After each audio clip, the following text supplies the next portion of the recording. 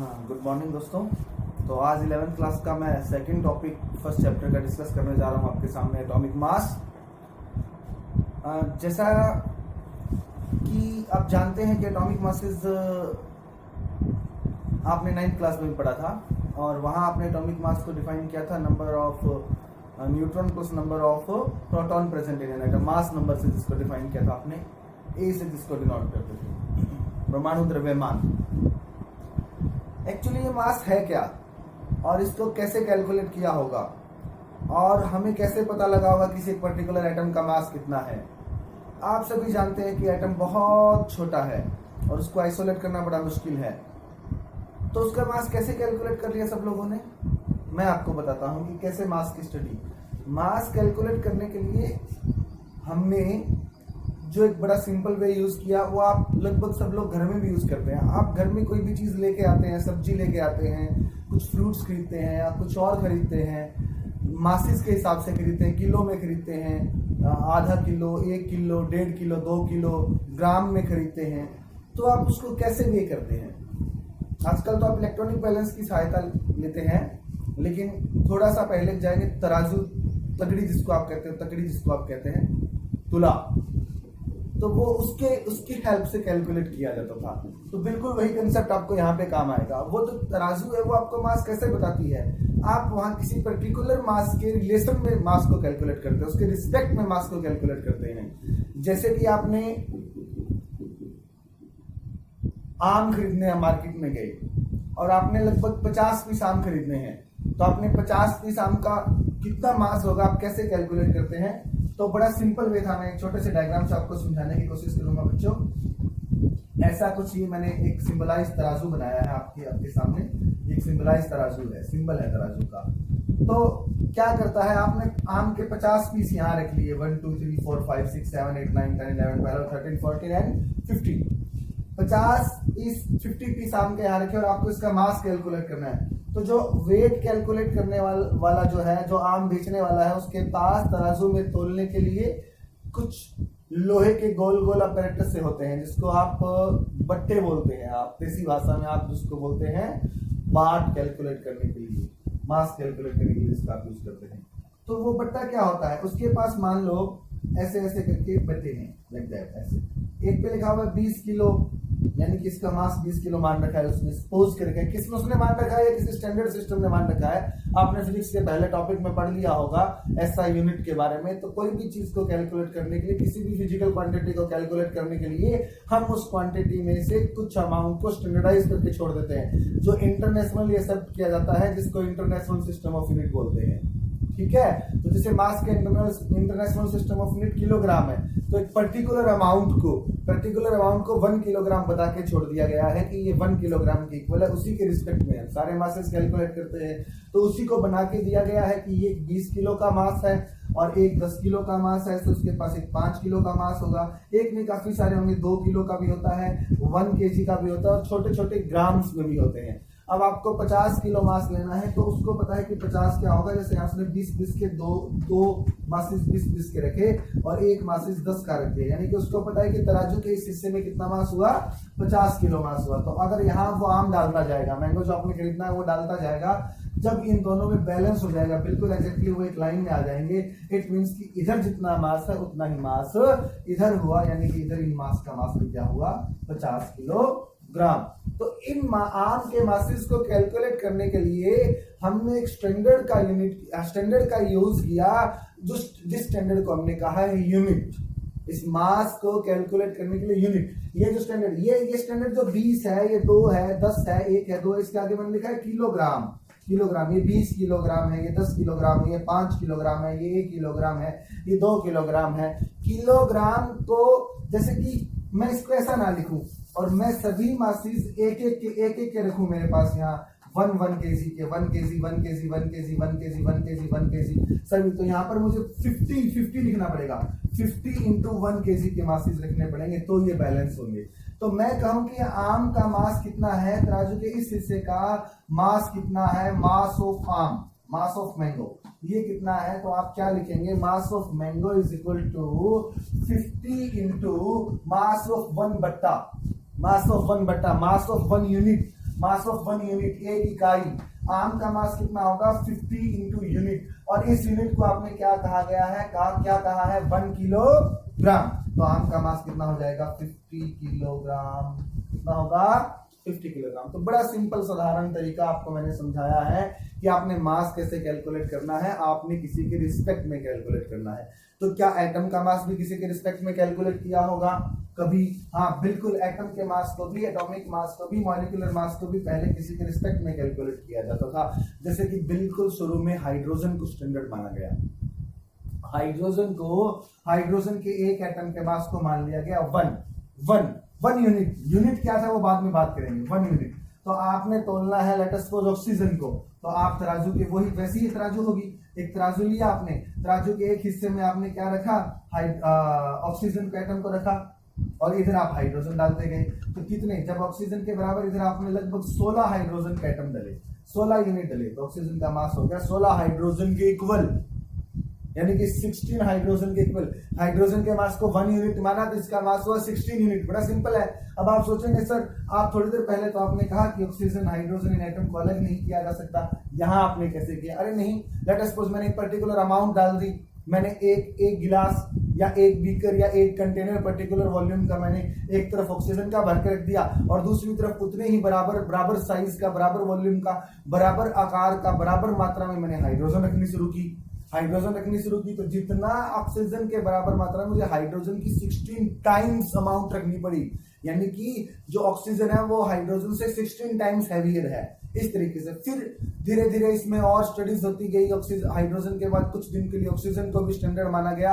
Ultimately अब जो अंतिम बात आपने सीखनी है, जो चल रही है, वो ये है कि एटॉमिक मास को कैलकुलेट करने के लिए आप जिस स्टैंडर्ड का यूज करते हैं वो स्टैंडर्ड है कार्बन का एक एटम। उसको इंटरनेशनली एक्सेप्ट किया गया है कि कार्बन, ऐसा कार्बन जिसके मास को हमने क्या माना है 12 माना है। क्या माना है 12। आपने 9th क्लास में आइसोटॉप के बारे में पढ़ा होगा, समस्थानिक के बारे में पढ़ा होगा। तो आपने ये देखा है कि एक पर्टिकुलर एलिमेंट जो है वो डिफरेंट एटॉमिक मासेस भी रख सकता है। कार्बन का मास 14 भी हो सकता है, कार्बन का मास 12 भी हो सकता है, ऑक्सीजन का मास 16 भी हो सकता है, दूसरे ऑक्सीजन का मास 18 भी हो सकता है। तो ऐसे एलिमेंट, ऐसे atom of the same element which have different atomic masses and same atomic number are known as isotopes। तो आपको यहां मेंशन कर दिया है कि कार्बन, ऐसा कार्बन एटम जिसका मास 12 है, उसको आपने स्टैंडर्ड मानना है। तो कार्बन के एक एटम से कितना हैवियर है दूसरे किसी पर्टिकुलर एलिमेंट का एक एटम, उसको आपने क्या कहा है, उसका एटॉमिक मास। तो अब लेट अस सपोज कार्बन के एक एटम का मास कितना है। कार्बन, अब आप मान लिया लोगों ने कि mass of 1 atom of carbon, को उन्होंने 12 यूनिट मास मान रखा है। यूनिट की बात मैंने अभी तक नहीं की, यूनिट क्या है मैं थोड़ी देर बाद उस पर जाने वाला हूं कि यूनिट क्या है।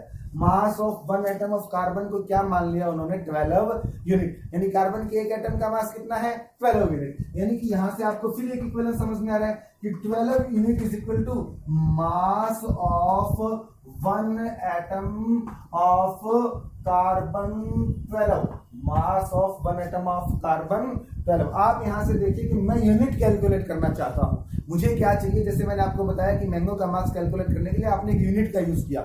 आई want to find out the unit to calculate the mass of atom. एक ऐसी यूनिट मुझे चाहिए जो एटम का मास कैलकुलेट करे। तो हमने सपोज कर रखा है कि mass of 1 atom of carbon is equal to 12 unit, then 12 unit is equal to mass of 1 atom of carbon 12। तो 1 यूनिट क्या हो जाएगा, यहाँ 1 यूनिट हो जाएगा 1/12। 12 को मैं इधर ले आऊंगा, मल्टीप्लाइड में 12 यूनिट, तो 1 यूनिट का मास होगा 1/12 इंटू में मास ऑफ 1 एटम ऑफ कार्बन 12। ये बड़ी इंपॉर्टेंट चीज आपके सामने निकल के आ रही है। आपको मैं जो समझाना चाह रहा था वो ये था कि आपने एटम का मास कैलकुलेट करने के लिए यूनिट का फॉर्मेशन किया, और ये वो यूनिट क्या है, मास ऑफ 1 एटम ऑफ कार्बन 12 का 1/12 पार्ट, वो है 1 यूनिट। और इस यूनिट का हम यूज करेंगे क्या कैलकुलेट करने के लिए, एटम का मास कैलकुलेट करने के लिए। तो दोस्तों अब इस यूनिट का नाम रख देते हैं ऐसी यूनिट जो एटम का मास बताती है, यानी कि एटॉमिक मास यूनिट AMU, ये क्या है AMU। तो आपको अब मैं बताने जा रहा हूं कि इस AMU से आपने जब किसी भी एलिमेंट का मास कैलकुलेट किया तो इसके मासेस को आपने 1 यूनिट कैलकुलेट कर रखा है। तो अब तराजू के एक हिस्से में आप एटॉमिक मास यूनिट बट्टा है, एटॉमिक मास यूनिट इज आपका बट्टा, जैसे 1 किलोग्राम का बट्टा होता है वैसे एटॉमिक मास यूनिट इज बट्टा आपने जो कैलकुलेट कर लिया। अब तराजू के एक हिस्से में आप क्या रख सकते हैं, जिस भी एलिमेंट का मास कैलकुलेट करना है, और दूसरे हिस्से में आप एटॉमिक मास यूनिट को रख सकते हैं। अब आप एटॉमिक मास यूनिट कहां से निकालते हैं, कार्बन से निकालते हैं, यानी कार्बन के रिस्पेक्ट में आप दूसरे एलिमेंट का क्या निकालते हैं, मास। तो डेफिनेशन में आप क्लियरली आपको पता लगेगा, आप डेफिनेशन में समझने की कोशिश कीजिए कि number of times the mass of one atom of the element, किसी भी एलिमेंट के, जैसे कि आपने बात किया मैग्नीशियम का मास कितना है, मैग्नीशियम, तो मैग्नीशियम का मास कितना होता है, is heavier then 1/12 mass of one atom of carbon 12, और मास of one atom of carbon 12 को आपने क्या बता दिया, 1 यूनिट बना दिया।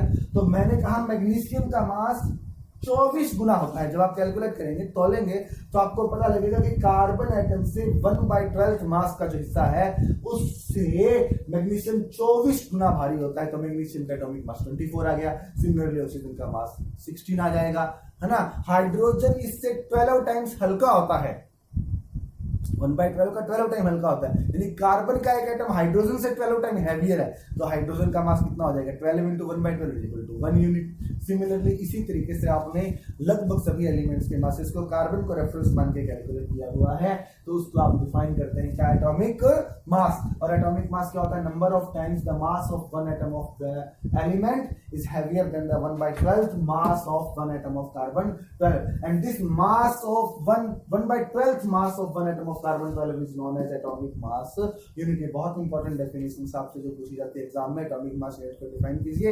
Atomic mass unit is the 1/12 part of the mass of one atom of carbon atom. और दोस्तों आपको मैं बता रहा हूं, अब ऐसी टेक्निक्स भी अवेलेबल हैं जो एटम्स का मास एग्जैक्टली ग्राम में भी कैलकुलेट करके आपको बताती हैं। मास स्पेक्ट्रोमीटर, जैसे मैं एक एग्जांपल आपको बता रहा हूं, मास स्पेक्ट्रोमीटर से आप कैलकुलेट भी कर सकते हैं मास of one atom of carbon 12 क्या होगा। मास of one atom of carbon 12 यहां मैंने ग्राम में वैल्यू लिख रखी है, आपने जरूर याद रखनी है। 1.9924 into 10⁻23 ग्राम क्या होगा, 1.9924 into 10⁻23 ग्राम। ये 1 एटम ऑफ कार्बन का मास है, कार्बन 12 के एक एटम का मास है। चलो अब यहां से एटॉमिक मास यूनिट की क्या वैल्यू हम कैलकुलेट कर सकते हैं, अगर आप निकालना चाहें तो क्या एटॉमिक मास यूनिट की मैथमेटिकल वैल्यूज आप निकाल सकते हैं, आप बिल्कुल निकाल सकते हैं। कैसे निकाल सकते हैं, आपको क्या बताया गया है कि एक एटम कार्बन 12 का मास of one atom, mass of one atom of carbon 12 का मास कितना है, 1.9924 into 10⁻23 ग्राम।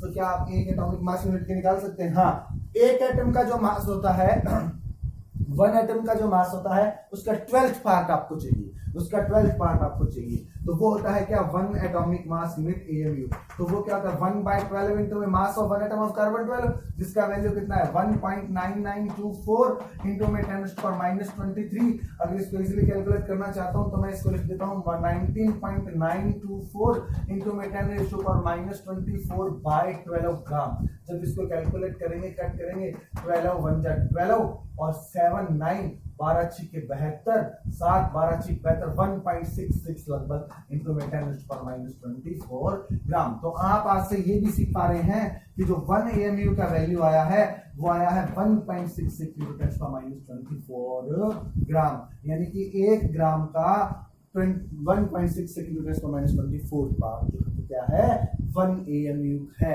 1 AMU जो आपने किसने कैलकुलेट किया, ग्राम में। मैं चाहता हूं कि आप ये वैल्यू और ये वैल्यू को आप पक्का याद रखें। थोड़ी देर बाद में जब नेक्स्ट लेक्चर में मोल कंसेप्ट पढ़ेंगे तो मैं आपको नंबर ऑफ मोल क्या होता है उससे एवोगैड्रो नंबर कार्बन एटम के इस मास से कैलकुलेट करके भी दिखाऊंगा। तो आज का लेक्चर जो मैंने आपको समझाया एक छोटा सा लेक्चर है, बहुत छोटा सा, जिसमें मैंने आपको एटॉमिक मास के बारे में बताया, एटॉमिक मास यूनिट के बारे में बताया और कार्बन एटम के मास के बारे में बताया। तो आपने ये अच्छे से पढ़ना है और देन आफ्टर आप एटॉमिक मासेस के बुक से टेक्स्ट जो आपको व्हाट्सएप किया गया है उसमें आप देखें, जो भी आपके पास अवेलेबल है वहां से एटॉमिक मास को पढ़ें।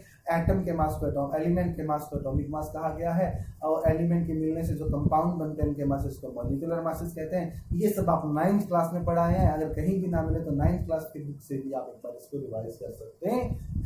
इसका यूज करके हम इस चैप्टर का जो स्टार टॉपिक मैंने उस दिन आपको बताया था मॉल कंसेप्ट, उसकी बातें करेंगे। तो बच्चों ये आज का आपका होमवर्क है। इससे रिलेटेड जो भी आपको लिटरेचर और क्वेश्चन मिलते हैं वो आप जरूर पढ़ने की कोशिश करें।